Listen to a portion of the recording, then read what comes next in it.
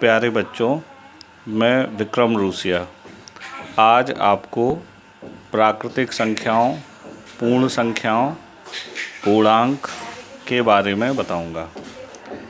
आप जानते हैं प्राकृतिक संख्याएं माने क्या होता है? प्राकृतिक संख्याओं की बहुत सरल सी परिभाषा है कि जिन संख्याओं को हम गिन सकते हैं या जिनसे हम वस्तुओं को, चीज़ों को गिनते हैं, जैसे 1, 2, 3, 4, 5 अनंत तक, ये सारी प्राकृतिक संख्याएं कहलाती हैं। इसको आप ऐसे समझ सकते हैं कि आपके घर में कितने लोग हैं, आपके घर में कितने दरवाजे हैं, ये सब प्राकृतिक संख्याओं के द्वारा गिने जाते हैं। हमारे पूर्वज भी चीज़ों को ऐसे ही गिनते थे कि उनके पास कितने जानवर हैं, कितने पेड़ हैं, कितने मकान हैं। ये सारी परिभाषाएं प्राकृतिक संख्याओं को समझने में सहायक हैं। अब अगली संख्या होती है पूर्ण संख्याएं। जैसे सभी प्राकृतिक संख्याएं पूर्ण संख्याओं में तो आती ही हैं, उसके साथ एक और संख्या जुड़ जाती है, 0।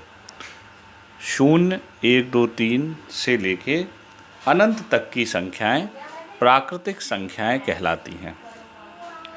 अब प्रश्न ये उठता है कि 0 को प्राकृतिक संख्या क्यों नहीं माना जाता है? क्योंकि प्राकृतिक संख्या की परिभाषा है जिनसे हम वस्तुओं को गिनते हैं। जैसे हम ये नहीं कह सकते कि घर में 0 दरवाजे हैं, क्योंकि प्राकृतिक संख्या से जिनसे वस्तुओं को गिना जा सके।